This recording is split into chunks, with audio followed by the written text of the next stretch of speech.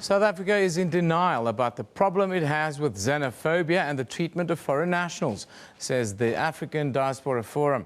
They have now written an open letter to President Jacob Zuma that government must act against xenophobia in South Africa in all of its forms. The forum wants public officials and politicians making xenophobic statements to be held accountable. Last week was marred by unrest and looting of foreign-owned shops in Soweto that began when a foreign shop owner allegedly shot dead a 14-year-old boy who he believed was trying to forcefully gain entry to his shop. The looting had spread to Diepsloot in the north of Johannesburg and Kagiso on the West Rand and as far as Port Elizabeth in the Eastern Cape. The diaspora planned to lead a march for social cohesion in Yeoville, Johannesburg at the weekend.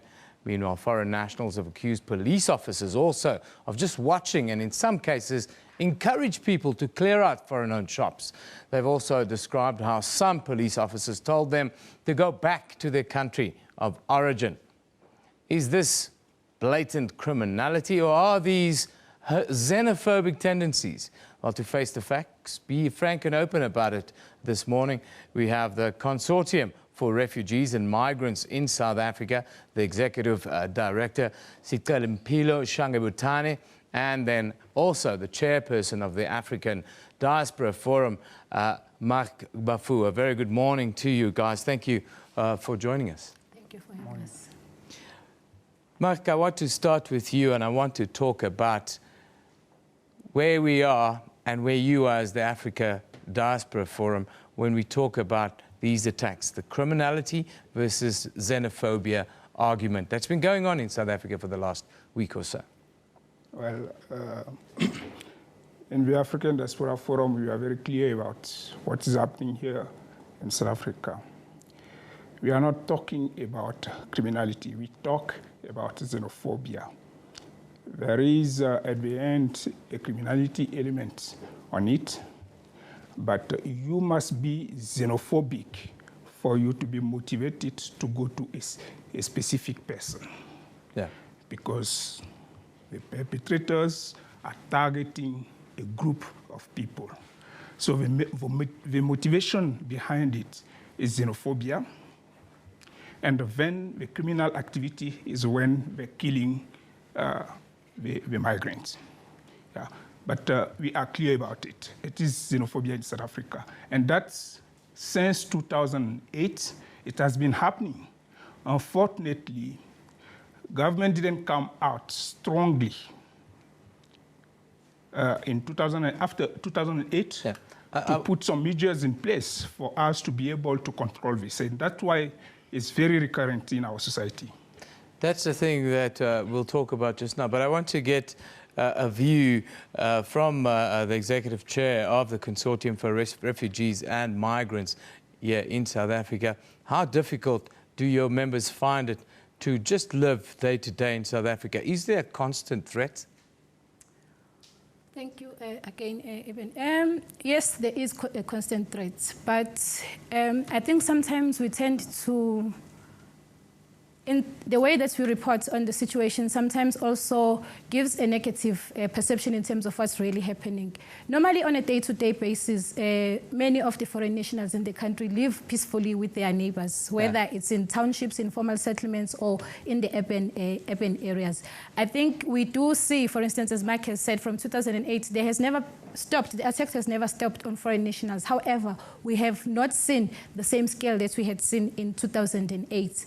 But on a day-to-day, I wouldn't say that foreign nationals are often feeling that they are under constant threats from being attacked by the fact of that matter that there are foreign nationals in the country.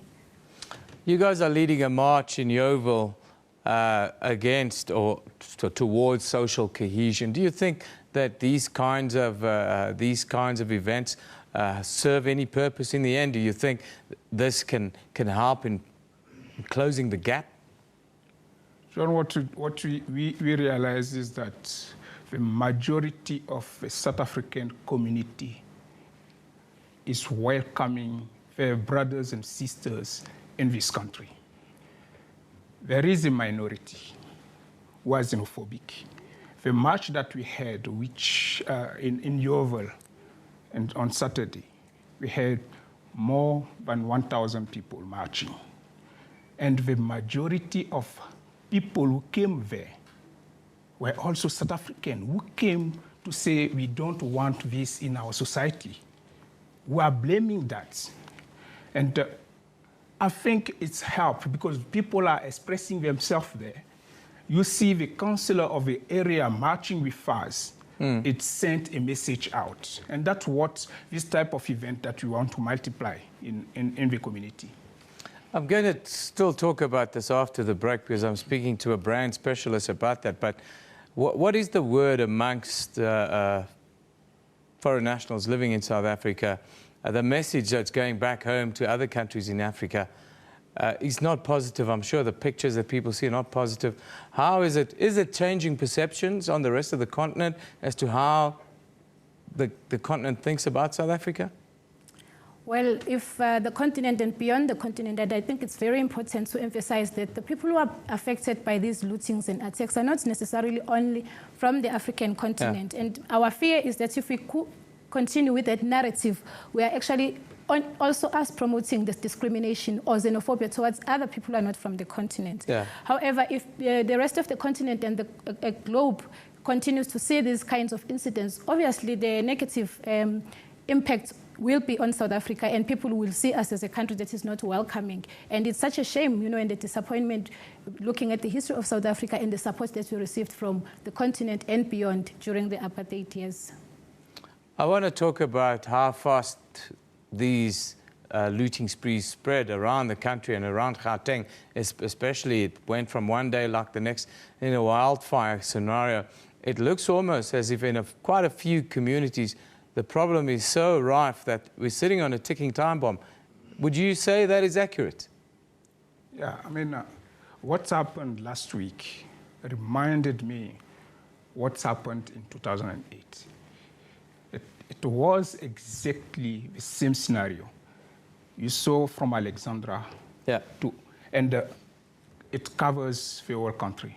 And this repeated, means that the perpetrators know how to conduct these attacks. So that's why we're saying that government should come out strongly and put a system in place. The system will control it. When they say there is an outbreak of xenophobic attacks somewhere in a small spot, it should stop there, it should finish there. What would you like, and we always want government to do stuff, what are these measures that would be comfortable, that your organization would be comfortable with to protect the citizenry? Okay, before I get to the measures, maybe just to highlight that the difference between the 2008 xenophobic attack and the current situation is that we have seen quicker response both from the South African Police Service but also from the political leadership, which was really lacking in 2008. And in that way, it sort of helped in terms of containing the situation, as much as it did spread to some of the areas, but it was more like copycat kind of activities that were not as deeply motivated as the 2008 attacks.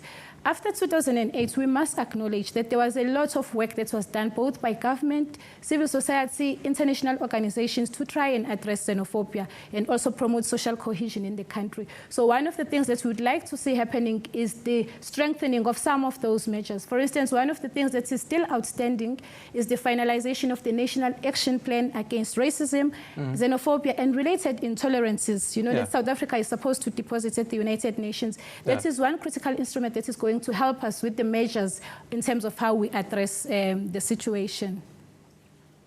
Are your members talking about leaving South Africa because it's becoming simply too dangerous to be here and do business? And do they have a place to go if that is the case? After 2 or 3 days of the attacks, people were panicking. We received more than 1,000 calls of people who are asking if they have to relocate or not. And that was worrying, that we didn't know what to tell our members, because you cannot tell somebody, no, don't move, you'll be safe. Yeah. You cannot put the life of people in danger. So we didn't know the correct answer to give them. But currently the discussion is that, yes, you are right. People are asking themselves if they will be safe in the country. Again, our government should reassure us that they'll take, because if we don't have the assurance that everything is under control, then people don't want to risk their life. The final remarks belong to you this morning. Well, I think maybe just to follow up on what Mark has said is that for us, one of the things that we are worried about also is the discourse. So say every time we talk about xenophobia, we talk about the attitudes. Yes. Of course, that is one element, the negative attitudes towards foreign nationals. But so long as we are ignoring the political and economic drivers of, that leads people to conduct themselves in such a way, we are never going to come up with the right strategies to address xenophobia. And also the people who are really motivating or agitating the communities to do the xenophobia, because I don't think that the Soweto incident, for instance, started because people didn't like foreigners. Yes. There are economic and social and political underlying issues that need to be addressed. Okay, one of the things that we're calling for as the consortium, for instance, is the introduction of hate crimes legislation in South Africa, which will criminalize acts of xenophobia. So anyone who attacks someone based on their nationality should be prosecuted and sentenced. Well, on that note, we can wrap the conversation. I will ask questions around the effect of Brand South Africa with a specialist after the break. Thank you very much for joining us today. That's the Executive Director of the Consortium for Refugees and Migrants in South Africa, Sicel'mpilo Shange-Buthane, and then the Chairperson of the African Diaspora Forum, Mark Bafu. Very good morning to you guys, and thank you for joining us. Thank you. Thanks.